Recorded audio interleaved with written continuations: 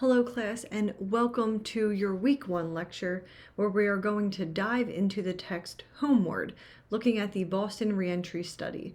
We will also cover the syllabus this week as well as introductions. So your learning objectives for this week are that by the end you'll be able to describe the population studied in the Boston Reentry study. You'll understand how the conventionally studied characteristics of prison populations discount important factors such as adverse childhood experiences, poverty, and mental health that lead to criminal offending. And you'll be able to evaluate the 3 ethical concerns that researchers must overcome when studying prison populations. So we know that social support is a major influencing factor in whether someone will be successful re-entering society after incarceration.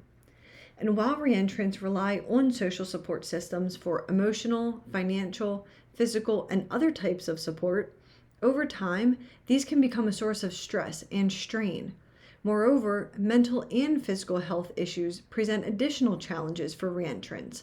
So we will look at what it's like for a reentrant to return home to their social support systems, but also we'll consider what it's like for those that the reentrant is leaning on for that support.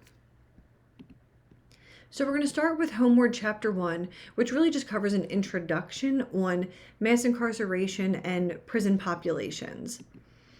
So it talks about mass incarceration being the new Jim Crow. Mass incarceration was a term coined by sociologist David Garland, and the new Jim Crow was coined by lawyer Michelle Alexander, who focused on the racial inequality that was being seen through mass incarceration. Mostly African Americans, Latinos, and males who were poor were the ones that were being impacted by mass incarceration. We saw a steady increase beginning in 1972, and by the early 2000s, we were at a 5-time historic average. This is expensive. This is not only expensive, but it impacts families by tearing them apart, it impacts unemployment rates, and it harms the children of those individuals who are incarcerated. So we also know that over 50% of Black male high school dropouts in their 30s had been to prison, and the average length of time that they spent was 2 years in prison. So this is a lot of people that this is impacting, which is why it's important that we study these populations. Unfortunately, our prison data had a lot of limitations to it. So one, it either assumed that individuals had a job and paid taxes or were on unemployment. So unfortunately, most of the incarcerated population was either homeless, mentally ill, or drug addicted, and therefore they may not have had either of these factors being true for them. And most of the research and data was being gathered from national databases and surveys where these individuals wouldn't be completing them, or they wouldn't be captured within that data because they didn't have a job, were not paying taxes, or were not on unemployment. So 2 major problems we have with this data is that characteristics of prison populations were reduced really to age, race, and education, which doesn't tell you how people got there. It doesn't tell you their experiences. It doesn't tell you their trauma or their childhood experiences or school problems they had. So research on the social world of incarceration really was saying little about crime itself. Data was being left out on crime and criminal involvement, and to leave out violence that individuals experienced or that was occurring was really missing the social inequality that was the basis for mass incarceration. People coming from those types of environments where violence was prevalent and where all these other factors were also true. So with the Boston Reentry study, it began in April of 2012 at Harvard University. They had 107 men and 15 women who were leaving Massachusetts state prisons involved in this project. Participants were majority Black and Latino, and 2/3 of them had a history of drug addiction and mental illness. You also see that the average age was 32 years old, and they on average had 10.5 years of schooling. So they conducted interviews 1 week before release from prison, 2 weeks after release, and then both at the 3, 6, and 12-month marks after release. They really wanted to follow up with these individuals at various stages of reentry to see how they were faring and what they were experiencing.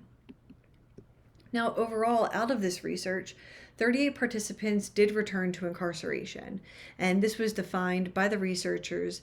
Recidivism in this context was defined as a continuation of criminal conduct or failure of rehabilitative transformation. So the three main reasons were addiction, probation and parole, and having a younger age. So addiction was the single biggest predictor of an individual returning to incarceration in this study. Being released to a probation or parole officer was second, and having a younger age was also associated with returning to incarceration or being more likely to recidivate. The book also talks about race and poverty and where poverty is rooted for those of different races and different ages. So they really had two main groups that were shown through this research. You had older whites who poverty came out of homelessness, mental illness, and addiction, and the fact that they lacked support for long-term health problems. While you had younger blacks and Latinos where poverty was coming out of school and work, poor educations, poor employment opportunities, drug dealing and gun violence, and poverty here really is then being seen as rooted in a lack of economic opportunity from the failed school system and labor market that was not really ready for individuals who didn't have high school diplomas or wasn't willing to give those individuals a chance. So this then takes us into chapter 2 of Homeward, learning about life after prison. So here we're going to talk about strategies to keep retention of individuals in this population within the study, and then ethical challenges that these researchers faced. So talking about retention of the population for this study, this population is considered hard to reach because they can be, one, difficult to locate after they're released and difficult to interview, and they're more likely to drop out. So on average, reentry research, the average retention rate is 50 to 70%, while this study was able to retain 90% of their population after they were released, which is amazing and really goes to show the hard work of the researchers in trying to keep this population present for this research to get the most information they could and to really give a voice to this population and to show the world what they needed. So they use different strategies like interview incentives, phone check-ins, and even sending letters if numbers were disconnected. They would use secondary contacts in interviews, so they would look to family members and friends or community members. And if they needed to, they would use justice agencies and community contacts, though they really tried not to use probation departments because they wanted these individuals to feel like they could open up to them and to feel like they weren't going to have this open line of communication with their parole officers. And they also use their community contacts. So by the end of the study, unfortunately, a third had been rearrested and charged, and a quarter were reincarcerated. But we really were given a good look at how these individuals struggled and what they struggled with re-entering society, and really what the individuals that they leaned on struggled with. And then ethical challenges. So there are three main ethical challenges when it comes to this type of research. So first is consent. So can anyone who's incarcerated truly consent when they're shackled and their freedom has been stripped from them? Also, knowing that this population has really high percentages of mental health and addiction issues, can those individuals adequately consent to being involved in this type of research and to engaging in interviews with researchers?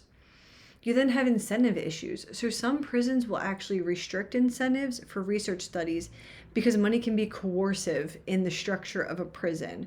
So we know that money can really impact how many calls an individual can make. It impacts commissary they can buy. Just when you're already in a place that you don't have a lot of freedom, you don't have a lot of choice, money can go a long way. And the researcher is benefiting from a prisoner's extreme vulnerability. So they're considered a vulnerable population for the purposes of research. And when you apply for IRB applications, you have to take great care in ensuring that you're not incentivizing them simply to benefit the researcher, but that those individuals are also getting something out of the research. And then privacy. So how do you maintain confidentiality of participant information that they're giving you, but also work with correction systems, probation, parole officers, and encourage them to keep in contact with participants and encourage participants to keep in contact with you? It's a very hard balance to strike when you're trying to make sure that you want these individuals to be open and honest with you, but you're struggling with, is this information that I need to report to someone because their safety is in danger, their life is in danger. So maintaining that confidentiality for these people is really huge. So for this study, files were encrypted and stored in locked cabinets at the university, and the researchers didn't share information with the DOC that they obtained in these interviews, even when they would ask, because they really wanted to maintain that confidentiality so that participants felt like they could be trusted with their information. And they would also conduct interviews in private to reduce the likelihood that any corrections staff were eavesdropping on their conversations. So these are the three main ethical challenges that researchers face in studying prison populations. So in sum, mass incarceration was really costly. Addiction was the leading cause of recidivism for the Boston Reentry study population. And poverty itself is rooted differently based on race, whether you're an older white male, maybe, or a younger Black or Latino. Women as well. Poverty is really rooted in differences.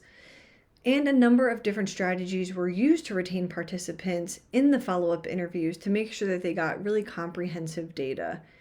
And then finally, you have the three main ethical challenges, which are consent, incentives, and privacy. So this was your week 1 lecture. I really hope everyone is having a great start to the semester. And if you have any questions, don't ever hesitate to reach out.